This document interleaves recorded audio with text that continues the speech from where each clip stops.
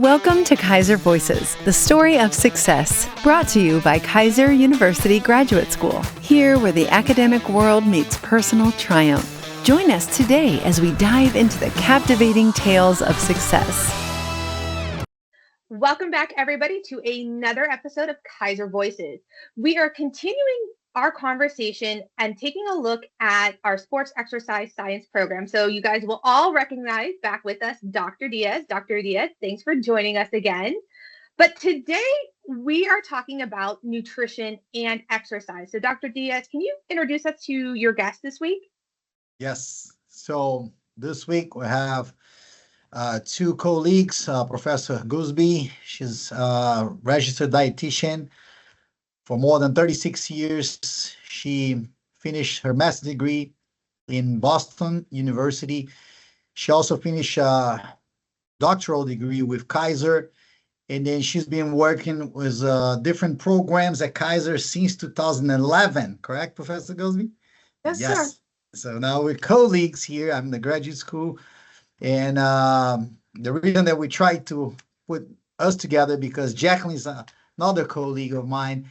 And then Jaclyn is very good. Jaclyn is registered board certified in functional medicine as a sports nutritionist. She has a company. That's how I met Jaclyn a couple years ago. Athletes, right, Jaclyn? Athletes? Yes. Athletes. Very good. And then we worked together with a client.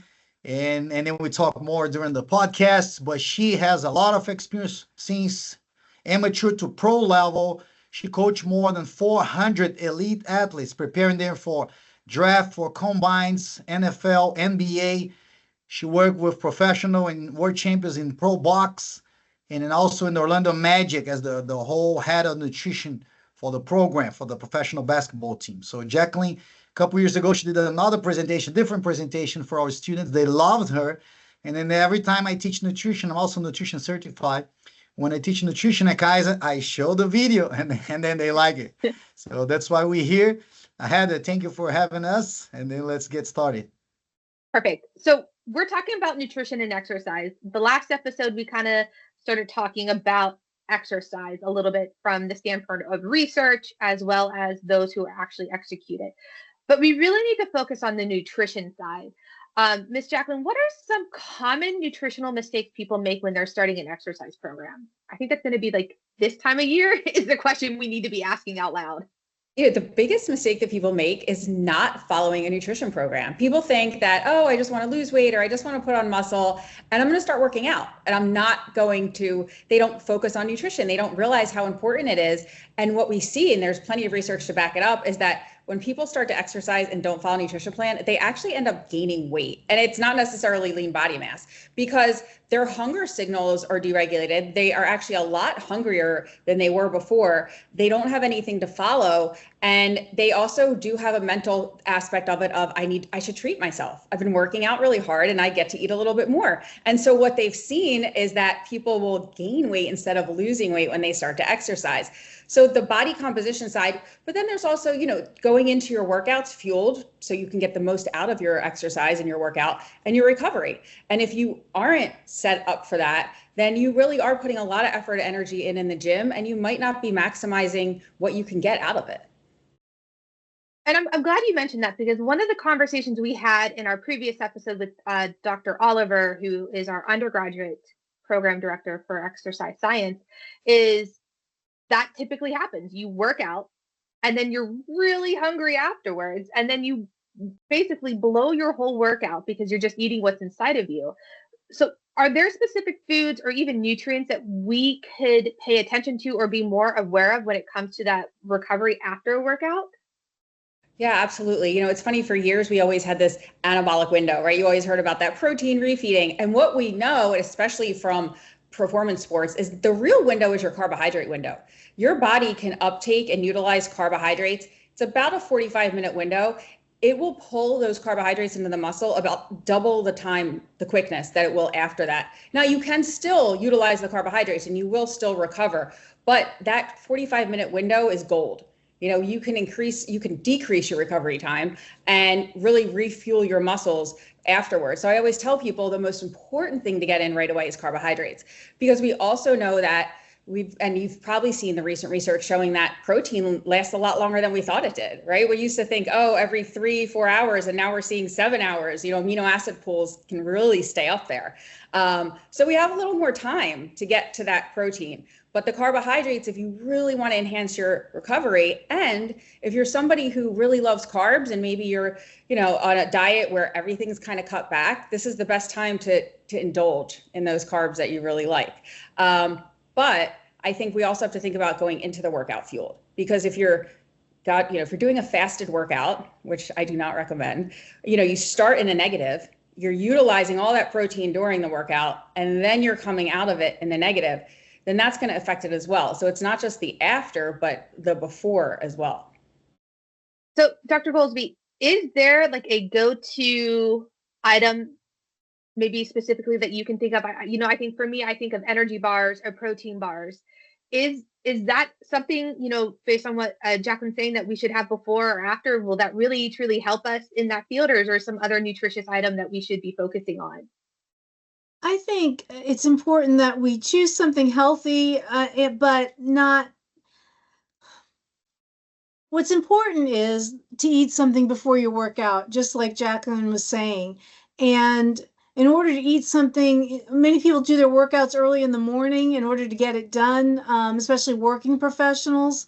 So yes, an energy bar, a granola bar that is well chosen, or perhaps a quick smoothie would be a good thing to just take with you to the gym or have on the way to the gym to work out. Now I'm just talking about your normal person that's working out, someone like me. I'm not talking about an elite athlete. That would be much different and planned by sports dietitians just like Jaclyn. But piggybacking that, it's very similar. Like, trust me, elite athletes don't want to eat in the morning either. So we always start small. And I tell people, start small, start with, everyone's different. Like you mentioned, a shake. Some people like having liquid. Some people absolutely not before their workout. I tell people, do you like toast? Can you eat a banana? Find something that you can get down. It doesn't have to be huge, and just start with that. And eventually you'll wake up and you'll be hungry. You'll want to eat. You'll be like, I promise, everybody tells me, they're like, wow, I'm hungry now. So I tell people, whatever works for you, start small and just get something in. So your body has a little dose of carbs and a little bit of protein, peanut butter on bread, something. So it's not much different for pro athletes, because although they need it, they don't always want it early in the morning. Yeah.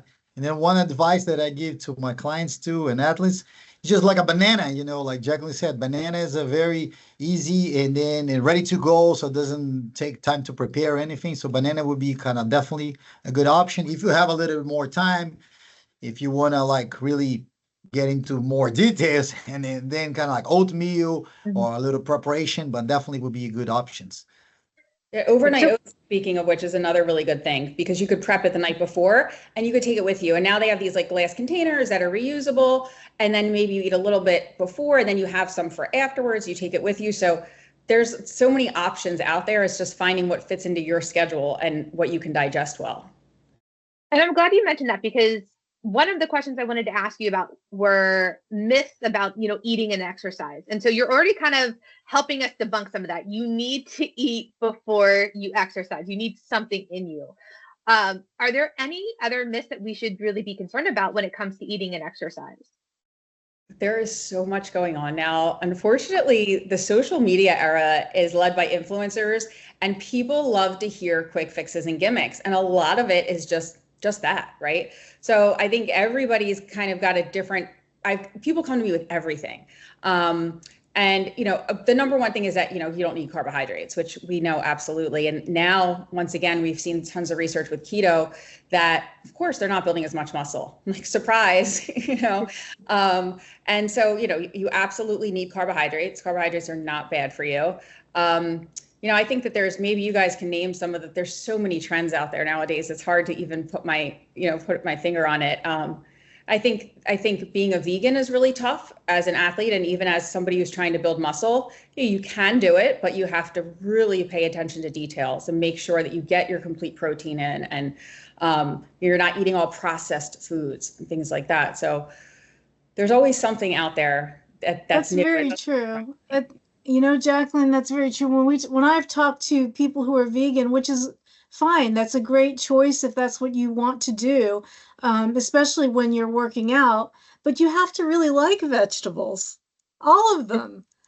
And a lot of people don't. They don't realize that it takes a little bit more work to get those proteins in. And it's possible, but you have to enjoy a variety of plant-based foods in order to be successful at building muscle.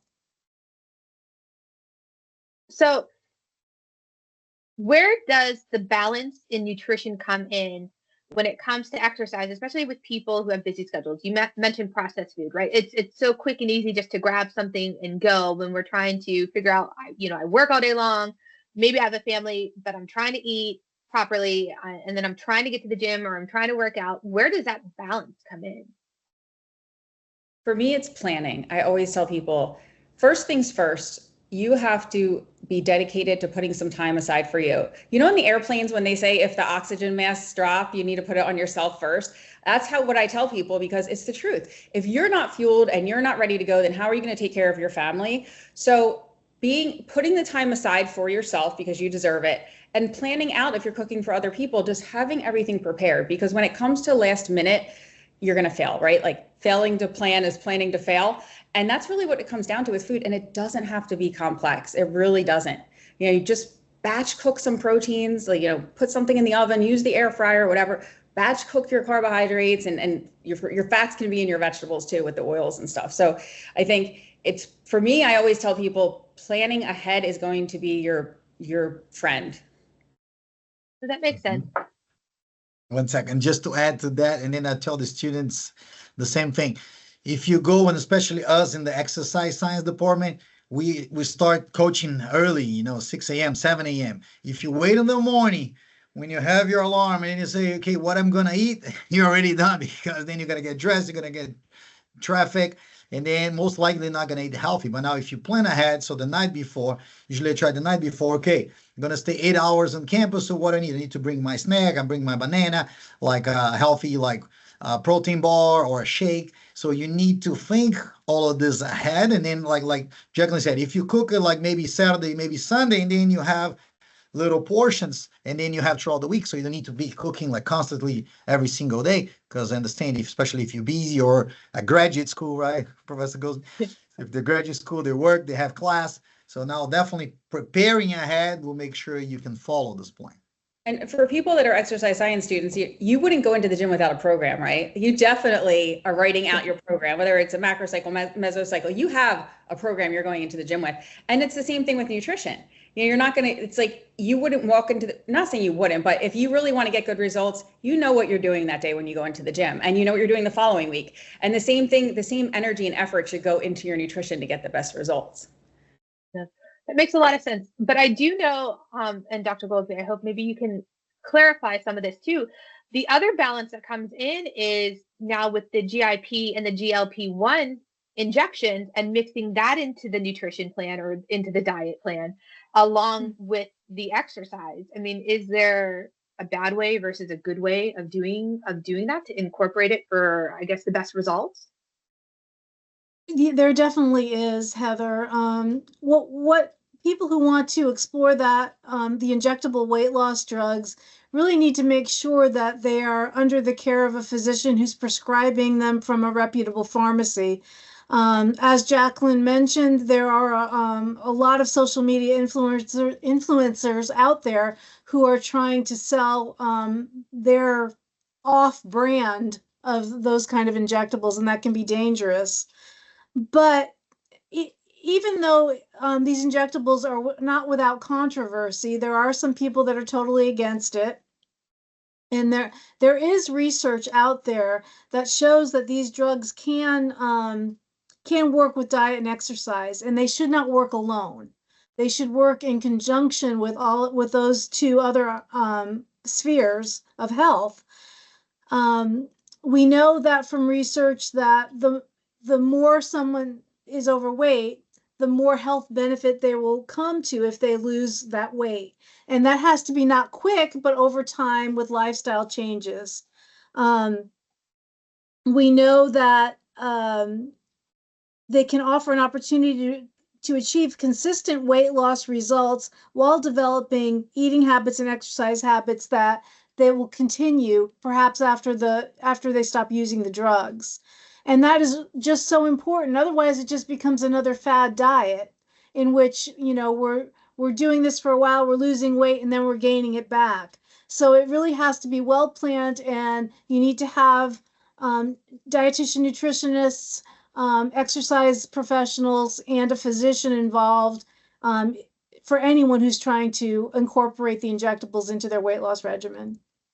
From my understanding, I've had some people come to me is that lean body mass, unfortunately, is part of that weight loss. They're seeing a large amount of lean body mass. So it's extra important to be weight training, resistance training. And although you do reduce your calories significantly, really focus on having enough protein during that time period, right? Absolutely. Thank you. And, and that's not easy to do because there are some side effects associated with this, especially in the breaking in period. There are some people who've had such serious GI distress associated with it that, they resort to comfort foods as the majority of their diet. So, if you're having that kind of GI distress and you're only happy eating sweets, that's not accomplishing your goal for the long term. So managing those side effects is another important part of getting into it and making sure, until those subside, you need to have somebody helping you, a nutritionist, exercise physiologist, etc., part of a team. That's a lot of good points to be aware of. It can be helpful, but you have to be doing it properly. And then I know a lot of our conversation thus far, it's been very beneficial for anyone who's listening to this podcast, but I kind of want to talk a little bit about what our nutrition students and what our exercise science students are going to be going out and dealing with. And a lot of them are going to end up in a position to be a lot like Miss Jaclyn here and get to work with athletes to help them build their careers and last a long time in their careers. So I have a few very specific questions, so I hope you guys can all entertain me with them. But Jaclyn, when it comes to a healthy gut microbiome, biology was not my subject in school. I will say that. Give me a math class any day. Is that correct? Did I say that correctly? Microbiome? Biome. Yeah. So when it comes to a healthy gut microbiome, it influences an athlete's energy levels, endurance. How does that all tie together? Especially because I can't even pronounce the word. Yeah. Well, think about it. Everything goes into our gut, right? So what people don't realize is our gut microbiome is really the central part of all of our food and our digestion. And if our food's not being digested correctly, or if we have a bacteria imbalance, or if we have inflammation in our gut, then that's going to go throughout our body. It even goes to our lungs, and it can affect our body composition. It can affect our energy, our ability to recover, and also mental clarity. There's your depression, and the way your brain works is tied into your gut as well. And they have been doing research on athletes to show that having a healthy gut balance and taking probiotic strains can help with recovery, can help lower inflammation, can even help with body composition and weight goals. So everything starts at what's going on in your gut. Even though we don't give it a lot of attention, what goes into your body really, really does matter.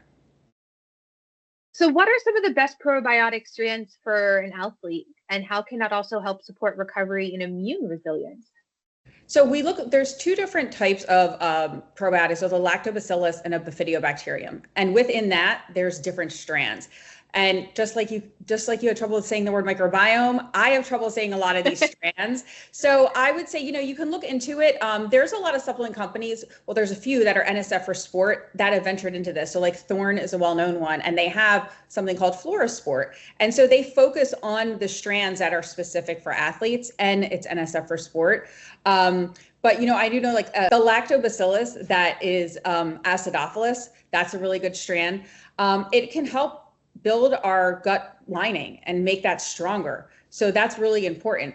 And then some of them can just help immunity. We've seen things that we've seen immune function be stronger, so you're not getting sick as easily. Because a lot of times athletes lower their immune system as they're training more, or if you're traveling a lot. your immune system gets compromised. There's also Saccharomyces, which helps with people that are traveling that may have constipation or diarrhea on the road. And as a team dietitian, I used to carry Saccharomyces all the time because that is definitely something we deal with, not just traveling a lot, but having food on the road. Things are being held in hot boxes and food's not always fresh. So it's really easy to pick up a bacteria very quickly. So we're heading into the holidays.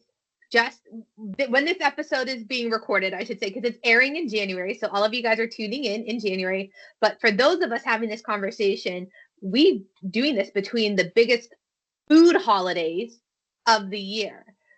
So whether we're an athlete, whether we're an everyday person, how can we maintain healthy eating habits and exercise habits during this time?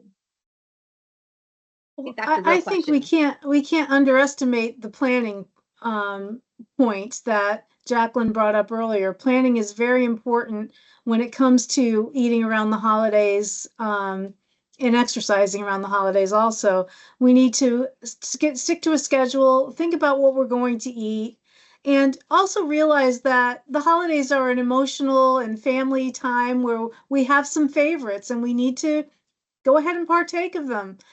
Just plan on what portions you're going to have. And if you don't use a food tracking app, this might be a great time to start using something like MyFitnessPal or something like that. So you get a sense of what your favorite foods really cost you calorically. And think about how much of it you can really eat or how much you can do without so you can eat something else. So, it becomes, again, the planning, whether you plan what you're going to eat using that kind of thing, or you talk about what you're going to cook that day or what your family's going to be having. Just allow some small portions of those favorite foods and enjoy your holidays. I always tell people to do goal setting as well. It helps to set a goal, and it could be something like, for me, I'm going to go see my friend, in Mexico City, or maybe I have something coming up, little things. You just think of something that you could set your goal towards, and then you can work towards it because it'll keep you on track. And then having maybe an accountability partner, like a friend, is like, hey, did you, we're going to go to the gym this many days a week. Did you get there? I'm going today. And then also, once again, in the planning, especially if you have office parties or holiday parties, I tell people to kind of look ahead and see where these parties are. Is it a place that, like, the food you've been dying to try, like that's going to be the place you're going to splurge? And when it comes to drinking alcohol, maybe one place is at a wine bar, or when something, you can't drink and eat every single night. We have to be realistic about it. So if you can look at the schedule of what you have ahead and plan it out, and then you have something to look forward to, then you could be a little more moderate during the other events. So those are great tips. So Dr. Dias, let's simplify this for everyone. What are beginner-friendly ideas, especially when it comes to nutrition and exercise? Where do we start? Okay. Other than calling Jaclyn. Okay, so before we call Jaclyn, we should call Jaclyn, but before we call Jaclyn, you should start moving more. So that's the whole idea. Start getting more activity. So if you get more activity, and then a good starting point, like Professor Goolsby said, is to have any kind of sort of device that can help you have an idea and then track your eating habits. And then MyFitnessPal is one of that I had here that we use to the students.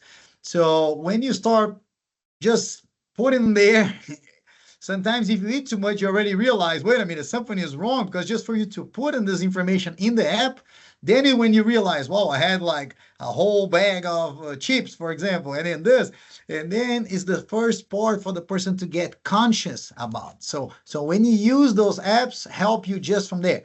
That's why for Jaclyn or those nutritionists, they have a hard time because people sometimes they underestimate, right? They don't tell the whole story. But that's still good because then you have an idea what their eating habits look like. And then you start just like reducing something.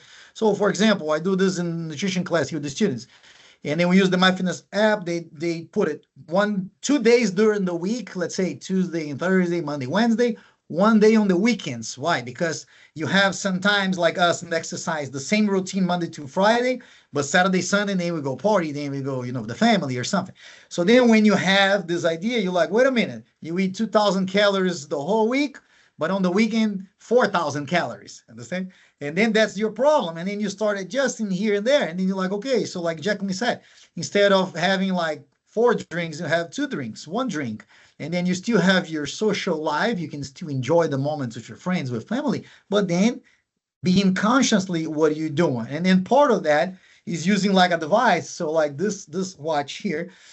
I don't know if you guys were here back on the time. This was a promotion that Keiser had back in the days with one of our healthcare provider. And then they said, you want to get an Apple Watch? Do you know what you need to do?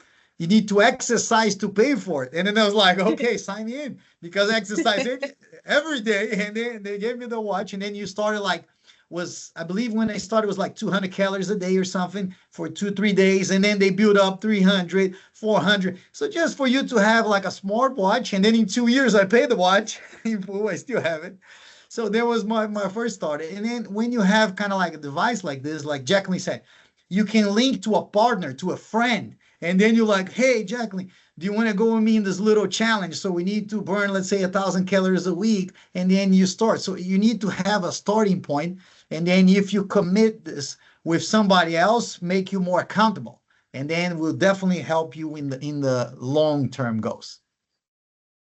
Yeah, I think it's important pointing out that self-awareness is always that first step, is knowing, knowledge is power, they say. So knowing yourself is probably someplace you should start. And these have been great conversations. And I'm so glad we had Jaclyn on, because Jaclyn is actually, not to talk about you in third person because you're here with us, but you're actually a very realistic example of a goal that our students in our nutrition of innovative leadership can look towards. Like they can end up being a Jaclyn. Correct me if I'm wrong, Dr. Goolsby. Absolutely.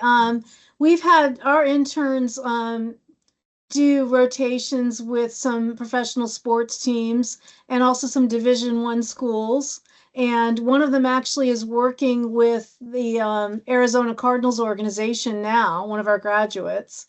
And so, yeah, it's definitely exciting, but not limited to sports necessarily. Someone who's duly certified in nutrition and in exercise can also work, for example, with a bariatric clinic that does the gastric bypass surgery.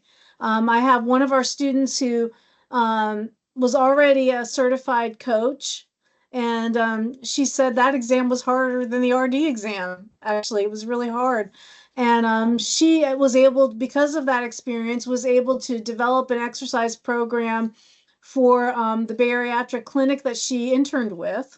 So there's that. There are also wellness programs at many organizations. I know that here in Polk County, the Polk County School District has an extremely large wellness program where they offer incentives too. If you exercise or follow certain healthy food challenges, they get money off their insurance. And there's a dietitian or a nutritionist who leads that as well. So there are a lot of different ways you can combine the nutrition and the exercise expertise. And we've seen it with our graduates.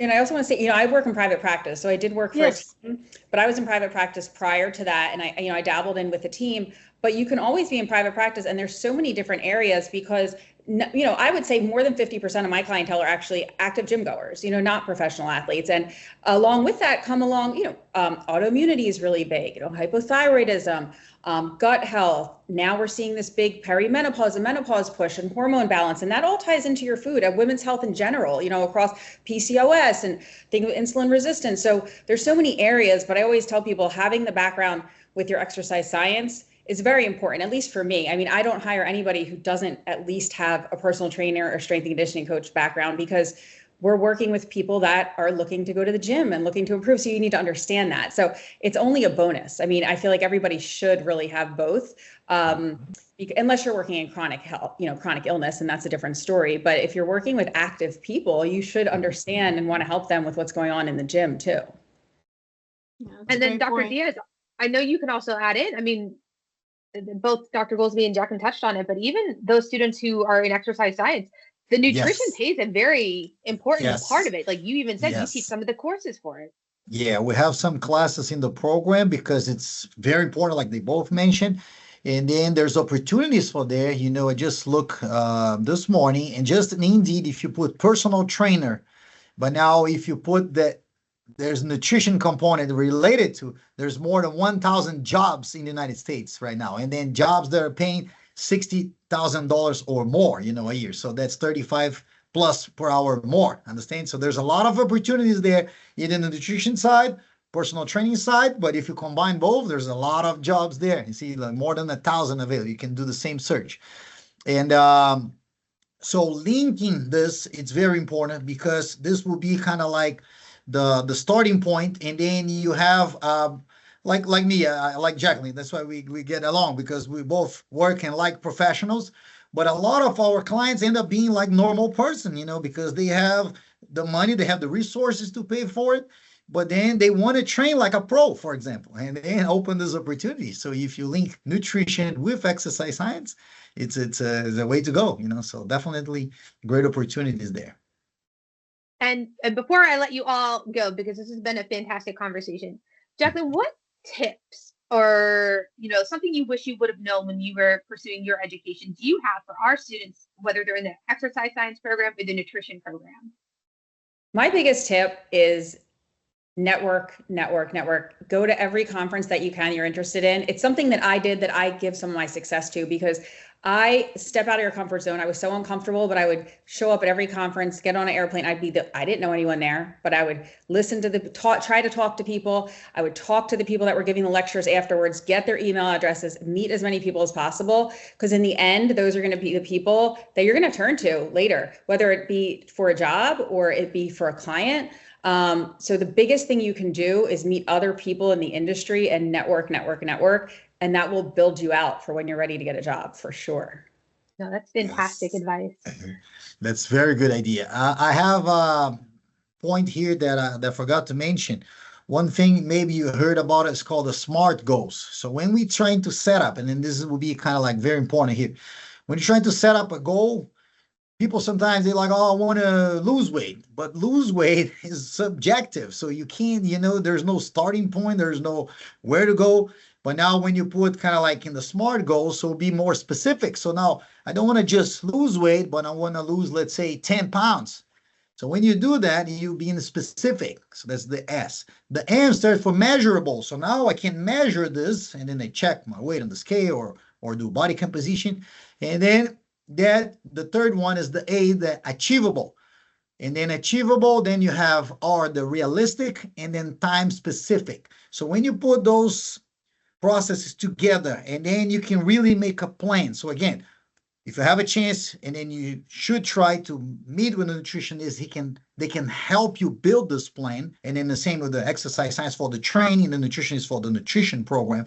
But when you have the SMART goal in the mind, and then make it easier for you to achieve, because now you know where you're going and what you need to do, the steps that you need to do, and then how long it's going to take. And another problem that I see, sometimes people use the SMART goals, but then they come, oh, I want to lose 50 pounds. And then they're like, wait a minute, how long? In 1 year. But now it's so far away, they might get lost in the process. So what I tell my students is like, okay, we use the SMART goals, but we're going to start losing. Okay, your main goal is 50 pounds. We're going to start at 5 pounds. And then 5 pounds, you're going to lose this in 1 month or 6 weeks. Why? Because Jaclyn can confirm this. The literature proved that if you lose, let's say, a half a pound or 1 pound a week, it's achievable. And then in this way, you can burn more fat and then maintain your lean body mass. Because if you go very drastic, reduce too much of the calories, you can lose more, but you also lose lean body mass. And then people don't understand this because they only look at the weight on the scale. But now when you go like body composition or a DEXA scan, and then you can see those little details, it's like, oh, wait a minute. I maintain or if you combine resistance training and aerobic that you should, now you're losing, let's say, the fat, the visceral fat, but you have bone mineral density increasing, lean body mass increasing. And then this all goes into this calculation. So using the SMART goals is very important, but not set up too long or too far away, then you lose track. And then another important factor when you do a small, let's say 1 month, 6 weeks, and then you achieve that, now builds your self-efficacy, your self-confidence. And then you say, wait, Jaclyn's program is working. I can see this. And then I feel happy about it. Now I trust, and then create this link between your coach and the student, the client, and then they just grow together. So that's my idea here. No, that's a good point. In student services, it's one of the things that we talk about to the students too, especially those students who have not been in school for a while or are not used to the rigor of a graduate program. Is you've got to start with those SMART goals. Look at one class at a time, then look at maybe one semester at a time, and then you're building up until you hit that end of your program, and it just helps keep you on track and keep that positive mindset. So I'm glad you brought that up, and we didn't miss talking about SMART goals in this conversation. If you guys don't follow Jaclyn yet on the Instagram and social media, go do it. And then I learned this last week, and then that's why I want to ask Jaclyn, give some advices, good advice for track progress. She made a post about this. I'm all for the scale, right? Because we don't always know with the scale. The scale, if you're gaining muscle and losing body fat, the scale might stay the same. So I always tell people, like, number one, photos. Take photos. I know you don't want to do it, especially if you don't like your body in the beginning, but take photos, front, back, side. And every month, you don't do every week, every month, take those photos. I promise you are going to see, you're going to be like, wow, I do have results, even though it might not be on the scale. So that's the number one thing. The other thing that I like to do is, how do your clothes fit? Because you'll feel it. You'll start to feel it in your clothes. That's one of the biggest things I hear from people is, oh, like my pants are bigger, or if you're putting on muscle, your jeans might be tighter. You might never be able to wear jeans again, like some of us. So little things like that are important rather than staring at the scale all of the time, for sure. Mm-hmm. Very good. And then to finish, this is new. This I learned from one of my friends. It's called Against the Wall. Okay, so I'm going to put Professor Goolsby first, Against the Wall. Give me your final words of motivation for our graduate school or for anybody that's watching us. I think that it's possible for anyone, even me who hates to exercise.